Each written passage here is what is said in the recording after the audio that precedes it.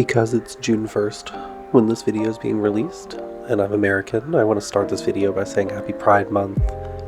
Although we still have very far to go, it's still amazing how much progress we've made as a queer community. Hey y'all, where you at? Clayton speaking. Welcome to StickySims, my Sims 4 channel, where I like to build mostly and play The Sims.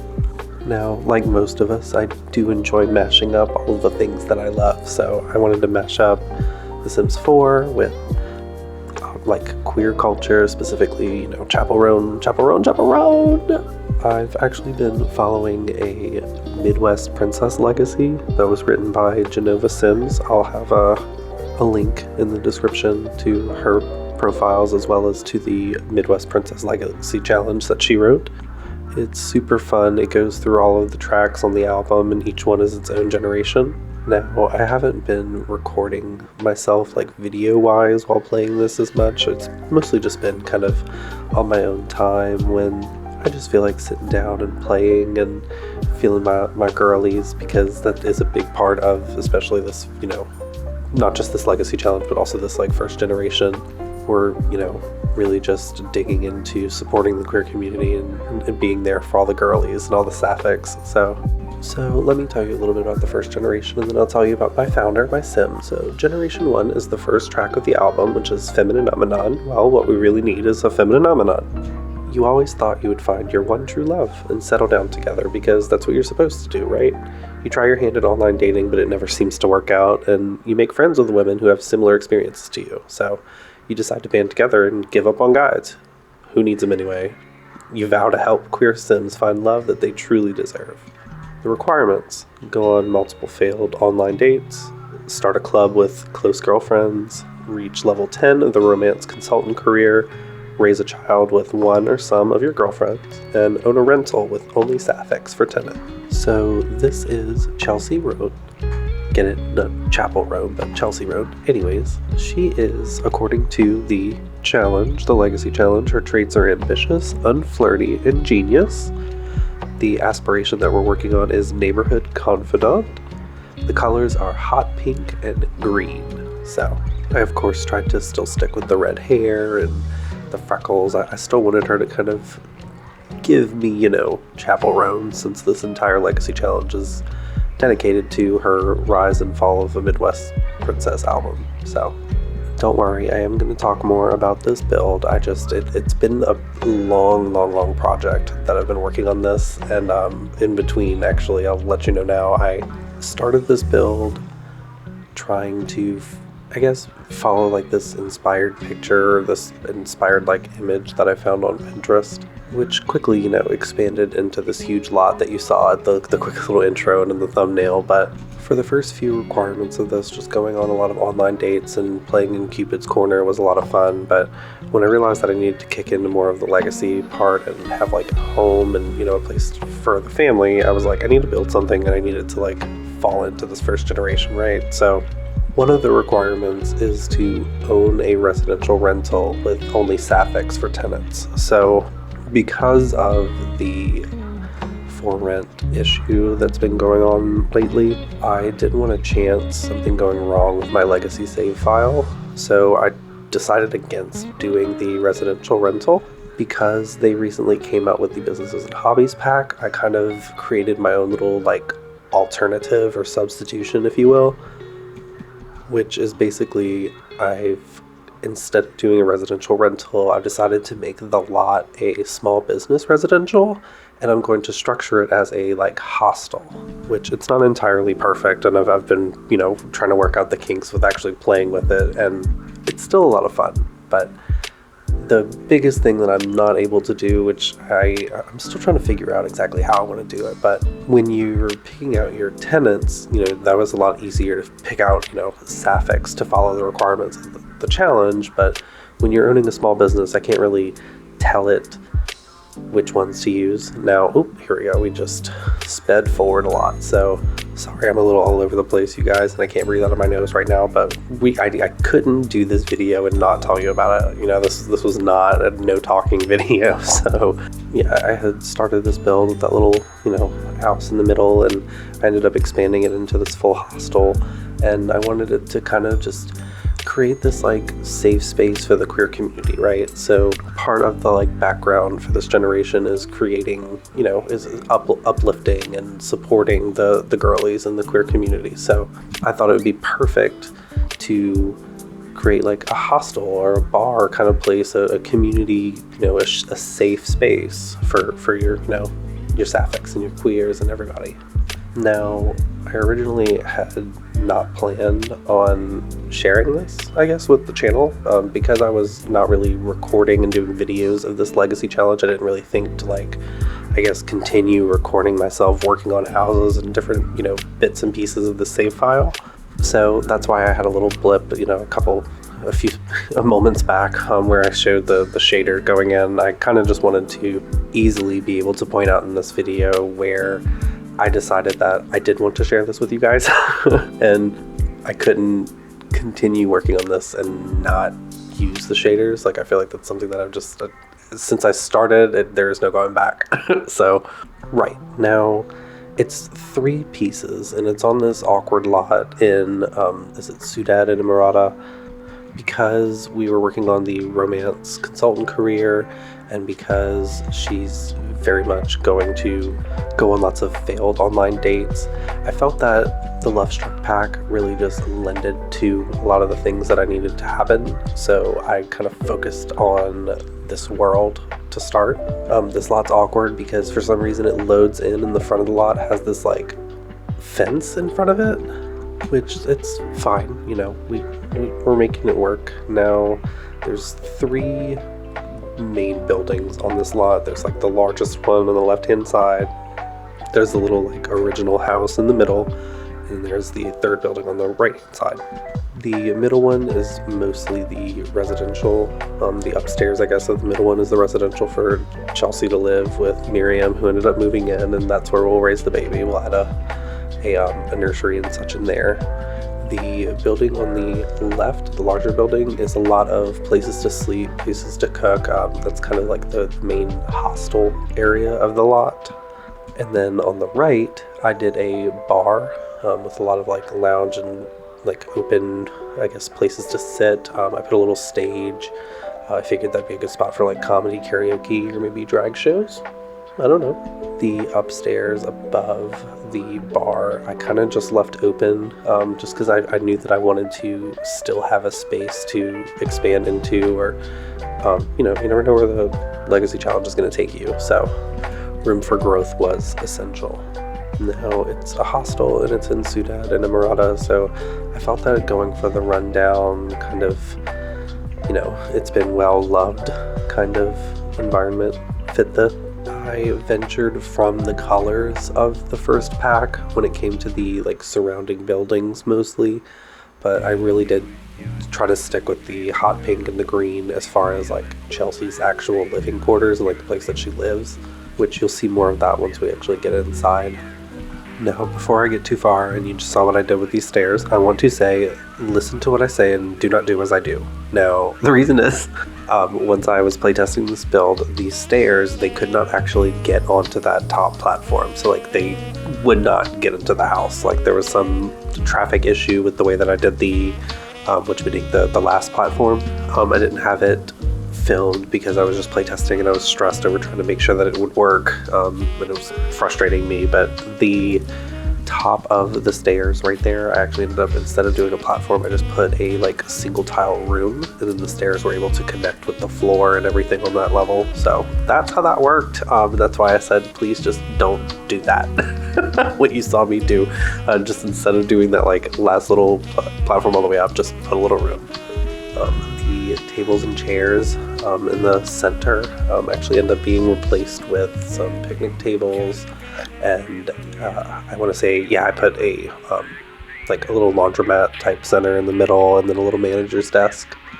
Yeah, I guess, I'm sorry it's not a cohesive story of how this lot was built from, from scratch to the final product, but like I said, I didn't initially think that I was going to make a speed build of this. I thought I was just going to, put together a little build in my own time, and, well, now here we are, and I'm incredibly proud of it.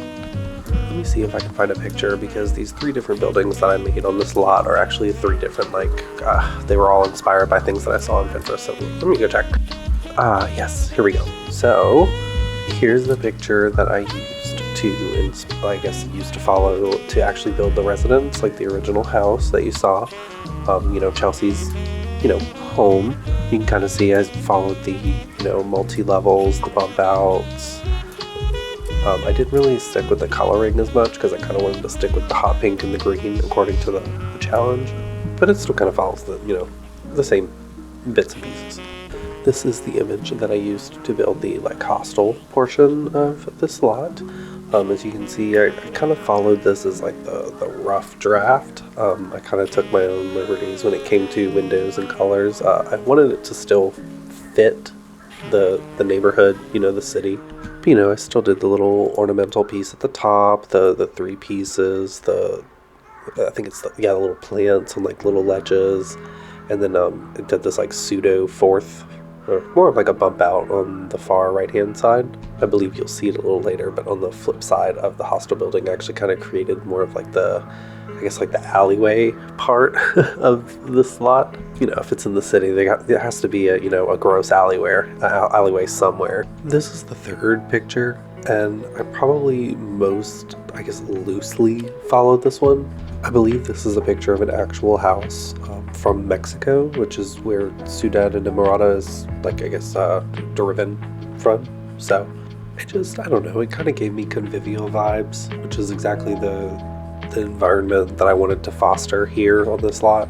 I, of course, expanded it out and added a few other levels here and there, and then I kind of just left the top portion mostly open. When I did the zoning, the outlines of the lot, I actually just left the top floor just completely residential. The lot is massive, so when we're open for business, it was a little overwhelming at first because people were everywhere. So I want to take this opportunity to kind of plug that I do have a Tumblr. I have a link in my description, and actually each of my videos, if you're interested in going and checking that out. When I first started doing the Midwest Princess Legacy Challenge, I was actually using it as an opportunity to kind of pick back up on writing. I don't claim to be, the world's best writer, but I do enjoy writing stories and different things, and reading and such. So using the guidelines of the Legacy Challenge, I was going through and, playing the game, taking cute screenshots, and then kind of doing the reverse. So I had my illustrations and then I wrote a story to go along with it. Now, being a YouTuber, I do think that I'm getting better and I want to continue to grow, and I just don't have enough time in the day and in the week. So I have kind of stepped away from writing the stories as much, but I do still play it here and there, and I still try to post all of my screenshots on Tumblr and different socials that I have. But while I'm thinking about it, while I'm sitting here telling you about it, I want to read you my first little entry in the story. In case you don't feel like going over to my Tumblr and reading the first one, but there's also a preface on there too. I made sure to kind of create this pinned table of contents so you can easily get to different pieces of the Midwest Princess Legacy Challenge. Kind of create a navigation, if you will. But anywho, let me get it pulled up. Where are you at? Okay, here we go. Femininomenon 1, Generation 1, Part 1. Out with the old and in with the new, Chelsea moved to the stunning world of Ciudad enamorada in hopes that she would finally find that organic, perfectly imperfect, one-of-a-kind love, a soulmate even. It always looked so easy in the telenovelas. She never fully understood what heat she was supposed to feel by guys and their, behavior. Different in comparison to her peers, of course, but what exactly did that mean for Chelsea? That reminds me, remarked Chelsea as she pulled out her phone and started downloading a new smartphone app for finding online dating matches. She threw together the profile but realized she was being a bit disconnected from the neighbors that had stopped by to welcome her. She's, of course, romantically attracted to women, interested in woohoo with women, looking for young adults, elders, describes herself as unflirty and ambitious. Now, quick little break while I'm thinking about it. The legacy rules are to at least have 2 out of 3 of the traits. Now, I did start with unflirty, but being that she was doing the romance consultant career as I was playing, and being that we were going on all these different dates, the game actually kind of suggested love bug, and I let it happen. You know, I figured, I was like, if it was in the stars, it was in the stars. So it also made dating a whole lot easier. So anywho, back to the story. So, right. She was disconnected with neighbors that had stopped by to welcome her. So we moved in, we had the welcome wagon, you know how it goes. No, okay. After a few quiet hours of a sappy TV program, the neighbors all dropped by and surprisingly didn't bring any fruitcake. I was really surprised. Different for sure, but it was still delicious. At least the, grilled fish, it didn't make Chelsea sick. So, sweet people, these neighbors. The leaders of the HOA, how lovely. Quickly, Chelsea wishes that she had many more sapphic friends, who would feel, more relatable, I guess. Maybe a club just for the girlies. Empathy and their divine nature. Being an empathic sim, Chelsea noticed that the sad bear that came along with the welcome wagon in this new world could probably use some cheering up, so who the fuck is this guy though? I don't know, we're here, so let's be nice, Chelsea thought to herself. Maybe a good hug will help out our new friend. Now, another interruption. If you've ever played Love Struck and you go and hug the big blue bear, you end up incredibly sad. So it cuts back to Chelsea. She says, man, fuck that guy. How very dare him. Accepted that hug from a new neighbor, and he knew full well that that was going to completely ruin her afternoon. Possibly the whole day. Rude as fuck. Now, once the sheets and pillow covers of her bed were effectively dampened because she basically just had to sit there and cry for 2-3 hours, Chelsea decided to go for a jog to, maybe explore the neighborhood a bit now that the new friends and the welcome wagon was over. She went for a jog, and, while we're exploring, there's just like fab moment where the exercise starts to be fun, if that makes any sense at all. I guess kind of like a runner's high. Personality discovered. She discovers that she's also active. So that's one of the wonderful beauties of life, you guys. That's what Chelsea posted on her Blue Sky just a few hours before this jog. Approaching her jog similar to her, casual runs back in Chestnut Ridge, which is where she lived before, that was not the move today.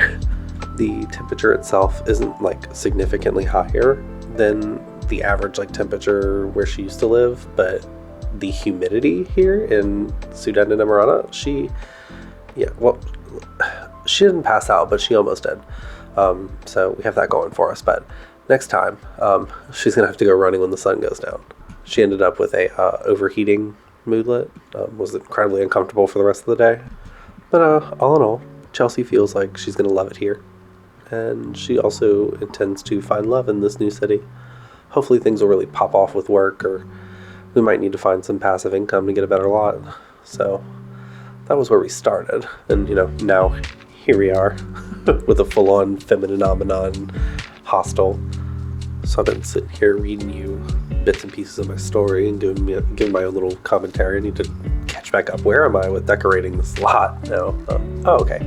So we are adding in the little bits and pieces that I could for landscaping. Because this lot is in the middle of the city, it didn't really make sense to do heavy, lush landscaping, but I couldn't help myself and I needed a garden somewhere, even if it was just little bits and pieces for decoration. But that's the most important part, right? Of landscaping is the decoration outside. Now, if it was possible for me to determine where customers would spawn when the business is open, it would be right here where I'm currently building. But of course we know that The Sims 4 is not an ideal world. It's just a virtual one, not an ideal one. And customers actually end up spawning near the little blue building in the bottom left-hand corner of this lot. So the final iteration of this lot, I put a little awning and the not a console, the kiosk that comes with the small business pack, so that you can do your I can't remember if I did entrance fees or if I did hourly, but I wanted it to be right there when the customers spawn on the lot, so I can just quickly go, beep, and do their little thing and move on. I don't know. I just at this point when I was working on the lot, I really just wanted it to be a feast for the eyes, and I wanted it to be a lot that I would just kind of come across things that I guess forgot about. So I packed a lot into this lot. The hostel portion of this lot is just massive. but it's cute. I like it. Okay, I like how this lot came out. So it's chaotic. I feel it. It was like cathartic making this. Now that I'm looking at it, I need to go use that weather machine. I think that's the weather machine. I still have yet to try it. Of course, gotta put the telescope on the roof so we can spy on the neighbors. But yeah, I mentioned that I was gonna put the description. Please go check out this challenge if you're interested. If you're looking for some, something to throw you into some, very feminine, sapphic gameplay. It's everything. I love this challenge so much. It's so much fun. I put it down because I'm not regularly working on it like I am on, like my regular speed builds, and I have my pack legacy gaze that I work on. So I come to this one every once in a while, and I just, every time I open it, I start playing, I'm like, God, I love this so much. I will also plug a little tip, because if you remember earlier, I was saying, do as I say, not as I do, but anyways, when you're doing like a legacy gameplay, you're kind of focusing on the specific family, so essentially the world revolves around the family, right? So you still want to go out and you want to do things, and you want the town to feel lively. So I just want to shout out Sakura Leon. I hope I said that right. That's their gallery ID. They make some fantastic townies. I have plugged so many of their townies in my game, and I had to shout out that like it completely changed how I play the game, because starting a save file with like the 150 or almost 150 sims, it really does change how things end up, like, I don't know, like how things play out, because there's people everywhere. I mean, I still do that thing where like if I go visit a lot, or if I'm gonna go like, I don't know, to a lounge or a nightclub or something, I'll start there and I'll go have a conversation with someone, but I'll wait like 2-3 actual minutes before playing, just so that it kind of spawns up and fills with more sims. But yeah, I mostly just wanted to say she does a lot of Sakura Leon, right? They do a bunch of townies, and they'll do them with like base game plus. So if you don't have all of the packs, or if you want townies that are like specific to the world, you can move them in. I do this thing where like I plug my townies in different lots, and I call them like witness protection. So I have just like 4 or 5 different households in each lot, and I'm sorry, in each save that's named witness protection. But it's just, I'm plugging Sims in my game. I want lots of people. Not to mention, I need customers, right, for my small business. I want lots of Sims in my game, and I want all my lots to look really pretty from whatever angle my Sims decide to, get into trouble and do whatever they're going to do in the lot. So I guess that would be a positive side of this lot, even though it's kind of awkward with the fence at the front, because you can even see it loaded in with the mailbox like right there in front of the fence or whatever. But this lot, where it's located in the neighborhood, it kind of gives you this opportunity to create like street corners. Oh, and while I'm thinking about it, with these the utility poles, the lines, be careful with which ones you use. I think there's one from is it the straight to road pack, or God, I can't remember which one it is. It's terrible for this, but just be careful with them, because there's one of them that keeps getting stuck. Like you add it to your lot and then you can't get it off. That might also just be an issue with mods. I do have a tendency to use certain mods in my game, but anywho. Oh, I just put that like live edit mural here. I'm using the tool mod to get it all in to fit in this little spot nicely, but I just thought it was so cute and it fits in so well. Though the weird thing about it is, though, you can only see it from that angle, like the side where you can see it, because if you flip to the opposite side, it's almost like it's not even there. Which is probably just a programming thing, but it's also like a live edit object, so I feel like it wasn't meant to be seen from the back, so they didn't even add that in. But anywho, this little street corner is the corner that backs up to the bar, and I end up adding a couple of little like seating areas on the lot, and then on the like street corner I end up putting a couple vending machines, the vending machines that we got with the Snowy Escape pack, like recycling bin, that kind of thing. Now I moved back over to the hostel. I'm doing this little like I don't know what you would call it. It's like a little like covered like pavilion type thing, but it's on top of the building. I don't know if there's a good word for that. Um, but I ended up just putting some plants in there. I also put it to where this little like green portion of the building is the one that can actually access the rooftop. Now, just to keep things interesting for myself, I built this like structure in three, like as far as the hostel goes, but I kind of broke up the inside a little bit more. I don't want to say like complicated, but I made it a little bit more of a crossover, I guess, within. Added the dumpster on the far side that we got with the eco lifestyle pack. Threw in some stairs to kind of create like a fire escape type look. Yeah, here, and I switched back over to the little bar area. I wanted it to kind of be raised up from the street.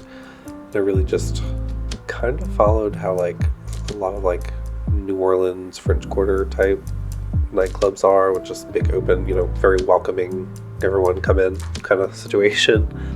But yeah, once I wrap up the bar, I end up adding in some stairs, and to kind of get to the up like the second level of this like that third bar building, I end up adding in speakers near the pool as well as in the bar area, kind of create like a dance club type situation, whether we're inside or we're outside, come rain or shine.